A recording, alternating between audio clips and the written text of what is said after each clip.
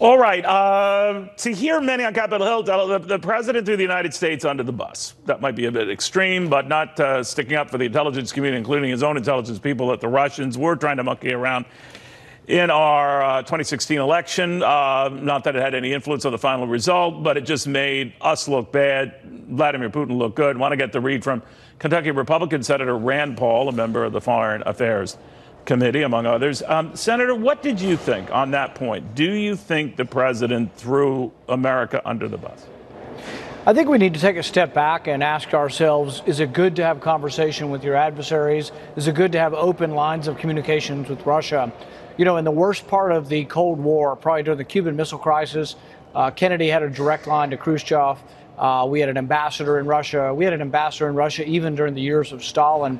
So I think having open lines of communication is very important for avoiding war. And I think that's what I would see this meeting as, is renewing engagement and renewing open lines of conversation. Look, we're at war in Syria, and our planes are flying in the same airspace. We need to make sure that we're trying to avoid accidental war. And so I commend President Trump for taking this meeting. All right. So on that aspect, it was a good thing to do. And you're quite right. We can't pick and choose our leaders, nefarious or otherwise. But the fact that he still harbors this view, that is President Trump, that he doesn't think that the Russians, or takes Vladimir Putin at his word, that the Russians did interfere. Is it because he's afraid that it will look like he's a compromised, president? I mean, most experts seem to concur that despite this involvement, it didn't change the results.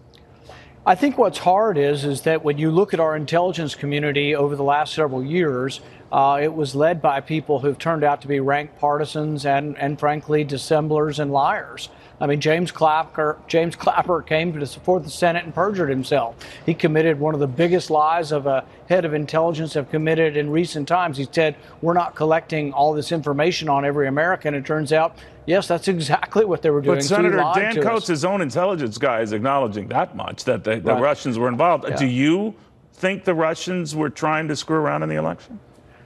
Yeah, I think they, the people we've indicted in all likelihood were people that were meddling somehow in the election. But I would also put it in perspective. I think we have gone a little deranged as far as over the top on this thing.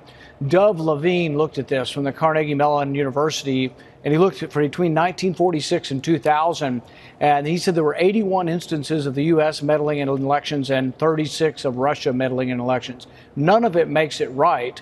But I have said repeatedly that countries that can spy do, and countries that can meddle in elections do. All of them do, on both sides of it. So what we should do is try to protect the integrity of our election, make sure ours is decentralized, protected, do everything we can.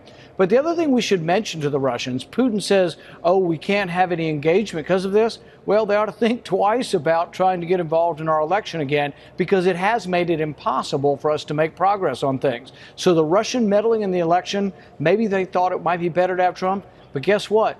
In the end, what they've done is made it impossible for any engagement to happen, because everybody's crazy now about the meddling in the election. So when I talk to the Russians, that's what I say to them. I can't prove whether you did or didn't, but think twice about it, because you've messed it up as far as trying to get any kind of progress on North Korea, Syria, Ukraine. But don't you think really the president maybe unintentionally, Senator, but emboldens them when he says, all right, if this is what Putin says, we'll move on? No, I think they're smart enough to know that it has set relations back a decade or more. We have worse relations with Russia than we did during much of the Cold War. So their meddling in our election has made it much worse. And they have to get that signal. That we don't necessarily have to give them that signal, but they have to know that signal. It's almost impossible for any kind of, lessening of tensions right now because of what they did in the election. And so, yes, that's known. But then some on the Democrat side, I think, are just so crazy in their hatred of Trump. Look at John Brennan. John Brennan's out there calling the president a traitor. John Brennan was in charge of collecting information on every American, on every person in the world. He had this tremendous power to spy on the entire world, and now it turns out he's a deranged Trump hater. That should concern us and make us think that we need to have checks and balances on our intelligence community, because this is just too much power for people like James Clapper and John Brennan to have that kind of power scares me to death. So when you hear that it's not just someone like John Brennan, but Senator John McCain saying that the president based himself before a tyrant, what did you think of that? You know, John McCain's been wrong just about every foreign policy decision over the last 40 years. I'll give you an example of John McCain being completely out to lunch on this kind of stuff. I've opposed the expansion of NATO because I think it is unnecessarily provocative, and I think that I agree with George Kennan, who was one of the greatest diplomats of the last century, who said that if we expand NATO into Eastern Europe, you'll have the rise of nationalism and militarism in Russia. He predicted the rise of Putin. And so when I opposed adding Montenegro, little Montenegro, to NATO, John McCain said I was working for Putin. This is the dumbing down of diplomacy, the dumbing down of foreign policy. John McCain wants to call people names and say, oh, you're working for Putin. The Democrats are doing the same thing. Everybody's a traitor. Everybody, they've got something on the president. Instead of saying, you know what, maybe the president honestly wants less conflict in the world and less likelihood of war. And I believe that to be true. If I can switch gears a little bit, Senator, with Brett Kavanaugh, you had your doubts about him when he was among the names being bandied about as a possible replacement for Justice Kennedy. Now we know he is. How do you feel about him now? I haven't decided how I'm going to vote yet. I have serious misgivings about his record on privacy. In the Clayman case, he came forward and said that basically national security trumps privacy and trumps the Fourth Amendment. And basically there's an exception to the Fourth Amendment for national security. If that were true, basically we'd end up living in 1984 because everything can be justified. Gosh, if we just had more of your information, we could protect you if we just had every bit of your information. Well, that basically guts the Fourth Amendment. So I'm very, very disappointed. I'm worried that he will cancel out Justice Gorsuch's vote. But President Trump did pick someone very good in Justice Gorsuch, who is great. He now is the leading voice on the Supreme Court on privacy. But I'm worried Kavanaugh won't be.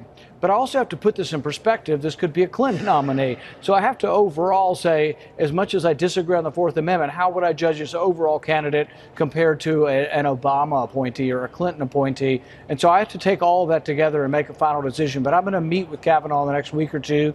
We will discuss his cases. We'll discuss his political philosophy, legal philosophy, and we'll see where it goes. Real quickly, sir, do you think that he will get approved, regardless of your own views? Yeah, I think it's leaning in that direction. I think, you know, we had several Democrats who voted last time. Right. We've got at least 5 or 6 Democrats running for their lives. You know, they live in states that Trump won between 20 and 40%. And I think they feel the pressure much more than anybody up here. So I'll be surprised if 4 or 5 Democrats don't vote for him, actually. Senator Rand Paul, always good chatting. Thank you very, very much.